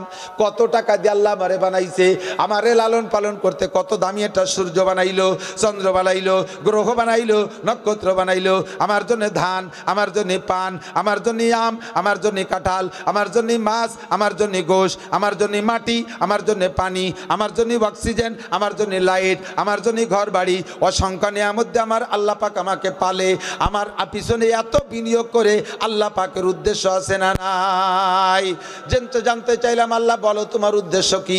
আল্লাহ কয় তুই রাজা হবি, বাদশা হবি, চেয়ারম্যান হবি, মেম্বার হবি, শিল্পপতি হবি, কোটিপতি হবি, রাষ্ট্রপতি হবি, ভগ্নিপতি হবি, দুলোভাই হবি, এগুলো আমার কোনো আশা না। আমার আশা তোর পিছনে একমাত্র মা খলাকতুল জিন্না ওয়াল ইনসা ইল্লা লিয়াবুদুন, একমাত্র আমার ইবাদতের জন্য তোরে বানাইছি। ইবাদত ছাড়া কিছু করতে পারবি না, ইবাদত ছাড়া কিছু করতে পারবি না। তোর আর কিছু আমি দেখতে চাই না। 24 ঘন্টায় ইবাদত চাই, 24 ঘন্টায় ইবাদত চাই। আল্লাহ ইবাদত করব কতদিন? আল্লাহ কয় আমা উমিরু ইল্লা লিয়াবুদুল্লাহ। আল্লাহ পাক বলেন ওয়াবুদ রাব্বাকা হাত্তা ইয়াতিয়াকাল ইয়াকিন, তোমার এই ইবাদত হবে মরণ পর্যন্ত। জোরে বলেন, নামাজ কতদিন? বলি কথা কয় না, নামাজ কতদিন, রোজা কতদিন? মৃত্যু পর্যন্ত, মরণ পর্যন্ত। বাংলায় কর, অত টেডি বাংলায় করার দরকার নাই। ঘরে আগুন লেগে গেছে, সে জায়গা যদি অত টেডি ও হে জনগণ, ঘরে আগুন লেগে গেছে, তোমরা দাঁড়াও, আমি গোপালগঞ্জ থেকে মাইক কিনে নিয়ে আসি, এরপরে ঘোষণা হবে, এরপরে মাইক কিনে নিয়ে ও হে জনগণ, আমাদের বাড়ি অগ্নি সংযুক্ত হয়েছে রান্নাঘর থেকে। এ কতি কতি ঘর কয়বার পুড়া হয়ে যাবে? আগুন লেগে গেছে, আরে আগুন, কতক্ষণ না কে ওরে আগুন, এই করে চিল্লাই পড়তে, দেশে আগুন লেগে গেছে, আবার অত টেডি বাংলার সময় নাই। ইবাদত কতদিন? মরণ পর্যন্ত। বলেন কতদিন? নামাজ কতদিন? শুধু শুক্রবার? ও শুকুর আলী মুসল্লি, খালি শুক্রবারে নামাজ পড়ে, শুকুর আলী মুসল্লি। রমজান আলী মুসল্লি, খালি রোজার মাসে পড়ে, আছে না নাই? সারা বছর নাই, খালি ঈদের নামাজ পড়ে না, বলে ইয়াদ আলী মুসল্লি, ঠিক না? আর একজন নির্বাচন আলী মুসল্লি, সারা বছর নয়, নির্বাচনের সময় আসরের নামাজ পড়ছে 4 বার একদিনই। মানে যে মসজিদই পড়ছে তারা তো দেখছে, ফাঁসে আরেক জায়গায় ভোট চাতে গেছে, তারা তো জানে না যে উনি নামাজ পড়ছে। সে জায়গায় যাই ভোটের আলোচনা, তোরা কথা বলতে থাক, আমি নামাজটা সারিয়ে আসি, তার মানে ওরাও জানুক যে উনি নামাজ পড়ে। এর নাম ধর্ম ব্যবসা। কতক্ষণ না কে আছে না নাই? নামাজ পড়বো কতদিন? মরণ পর্যন্ত। স্লোগান দেন, কতদিন? রোজা রাখবো কতদিন? হজ করবো কতদিন? জাকাত দেবো কতদিন? টুপি পরবো কতদিন? কয় না রে, একটু স্লোগান দেন। ভোটের স্লোগান দিয়ে কি বেগে দেন? প্যানেল কি আছে? কোন সে প্যানেল? নৌকো, জোরসে বলো নৌকো, আরো জোরে দাড়ি পাল্লা, তার চেয়ে জোরে ধানের শীষ। এদিক তাকান। নামাজ পড়বো কতদিন? রোজা রাখবো কতদিন? দাড়ি টুপি কতদিন? ফরজ ওয়াজিব কতদিন? সব ইবাদত কতদিন? আল্লাহ কয় ওয়াবুদ রব্বাকা হাত্তা ইয়াতিয়াকাল ইয়াকিন। কেন কয় মরার পরে ফলবো না কে? কয় যে যতদিন আমার নিয়ামত ব্যবহার করবি অতদিন আমার ইবাদত করবি, মরার পরে আমার কিছু ব্যবহার করা লাগবে না, কাজে আমার ইবাদত করাও লাগবে না। মরার পরে অক্সিজেন ব্যবহার করবে না, মরার পরে খাবার দাবার নাই। আল্লাহ নবী বলেন ইজা মাতাল ইনসানু ইনকাতা আনহু আমালুহু, মানুষ যখন মারা যায় তার সব আমলের দরজা বন্ধ হয়ে যায়। কবরে যে নামাজ নাই, এই কবরে যে নামাজ নাই, কবরে যে রোজা নাই, কবরে যে জিকির নাই, কবরে যে ফিকির নাই, কবরে যে তেলাওয়াত নাই, কবরে যে জারি যাত্রা করসা গাজীর গান গুণযাত্রা নাই, কবরে যে খাজা বাবা নাই, কবর যে বান্ডারির গান বাজনা নাই, ও জায়গা ভালো নাই মন্দ নাই, কবরে গাঁজা বা ফেন্সিডিল হিরোইন নাই, বিড়ি সিগারেট হুক্কা নাই। আছে আছে আমাকে ওই বাচ্চা হিন্দু মারা গেছে, তারে সে নাকি ওসিয়ত করে গেছে যে আমার মিয়া আগে মতো মাটি দিয়ে তুইও, তো মাটি সেভাবে দেশে ওরে কবরে কয়টা পয়সা দিয়ে দেশে পারের করি কি আবার অতি লাগতে পারে, ওরে 2 প্যাকেট বিড়ি আর একটা মেজ দিয়ে দেশে খাইস আস্তে আস্তে। এ দেশে দেশে দেশে 2 বান্ডিল তাস দিয়ে দেশে, এতদিন কিন্তু বসে কি তাস টাস খেললো। কবরে কি চলবে? এগুলো চলবে, নামাজও চলবে না, রোজাও চলবে না, কিন্তু দোস্ত দুনিয়ায় যা আমল করবো ওইটা ব্যবহার চলবে কবরে, ওইটা ব্যবহার চলবে কবরে। দুনিয়ায় নামাজ পড়ছো প্রতিদান কবরে পাইবা। আল্লাহ নবী বলেন মান হাফাজা আলাস সালাওয়াত আকরামাহুল্লাহু বিখামসি। মহিলারা আল্লাহ নবী বলেন মান হাফাজা আলাস সালাওয়াত আকরামাহুল্লাহু বিখামসি খিসাল, যেই ব্যক্তি 5 ওয়াক্ত নামাজ পড়ে আল্লাহ তারে 5টা পুরস্কার দেয়। 1 নম্বরে ইরফান হুযিকুল আইশ, দুনিয়ায় তার অভাব থাকে না। 2 নম্বরে কবরের আযাব থাকে না, যিকুল আইশ ওয়া আযাবুল কবর, কবরের আযাব থাকে না। নামাজের প্রতিদান তুমি কবর থেকে পাওয়া শুরু করবা। 3 নম্বরে হাসরের মাঠে ইউতিহিল্লাহু কিতাবু বিয়ামিনিহি, ডান হাতে আল্লাহ আমলনামা দিবে। 4 নম্বরে আমরু আলাস সিরাতে কালবার, বিদ্যুৎ গতিতে পুল সিরাত পার হয়ে যাইবা। 5 নম্বরে ইয়াদখুলুল জান্নাতা বিগাইরি হিসাব, নামাজের প্রতিদান আখিরাতে বিনা হিসাবে জান্নাতে চলিয়া যাইবা। জোরে কন্না সুবহানাল্লাহ। কামাই করব দুনিয়ায়, খরচ করব মরার পরে, কামাই করব দুনিয়ায়, খরচ করব মরার পরে। আল্লাহ কাছে যতদিন আমার অক্সিজেন ব্যবহার করবি অতদিন তোর ইবাদত করতে হবে, যতদিন আমার খাদ্য খোরাক ব্যবহার করবি অতদিন ইবাদত করবি। ও আবুদ রাব্বাকা হাত্তা ইয়াতিয়াকাল ইয়াকিন। আল্লাহ ইবাদত করলে কি খালি আখিরাতেই দিবা না দুনিয়ায়ও দিবা? আল্লাহকে ইবাদত করলে আমি 2 জগতে দেই। ফালিয়াবুদু রাব্বা হাযাল বাইত আল্লাযী আতা'আমাহুম মিন জু ওয়া আমানাহুম মিন খাউফ। ইবাদতের প্রতিদান আখিরাতে আছে, দুনিয়া আমি রেখেছি। এই ঘরের মালিকের ইবাদত কর। এই ঘর মানে আপনার ঘর না, এই ঘর মানে মসজিদ ঘর। কতক্ষণ এই ঘরের রবের ইবাদত করো। কি হয় কি হয় ইবাদত করলে? আল্লাহকে আল্লাযী আতা'আমাহুম মিন জু ওয়া আমানাহুম মিন খাউফ। এই ঘরের মালিকের ইবাদত করলে তিনি সকল রুজির ব্যবস্থা করে দেয়, সব অভাব দূর, সব অভাব দূর। ও আমানাহুম মিন খাউফ, এবং নিরাপদ বসবাসের ব্যবস্থা করে দেয় নিরাপত্তার সাথে। ভাই খেয়াল করেন আল্লাহ, এখন মনে কি ওই খাবার দিক নজর গেছে নাকি? না না না না, আপনার তো খাতে আসেন নাই, আপনাদের চেহারায় বুঝতেছি ওয়াজ শুনতেছেন, খেয়াল করতেছেন তো। আল্লাহু আকবার। ওয়া আমানাহুম মিন খাউফ। যদি সব মানুষ নামাজি হয়ে যায়, সব মানুষ নামাজি হয়ে যায়, তাহলে চোর থাকবে না, ডাকাত থাকবে না, লুচ্চ থাকবে না। আপনার মেয়েটা বাড়ি থেকে কলেজে যাবে 10 কিলোমিটার ফাঁকা রাস্তা দিয়া, একটা যুবক তার দিকে ফিরে তাকাইতে সাহস পাবে না। কথা কন।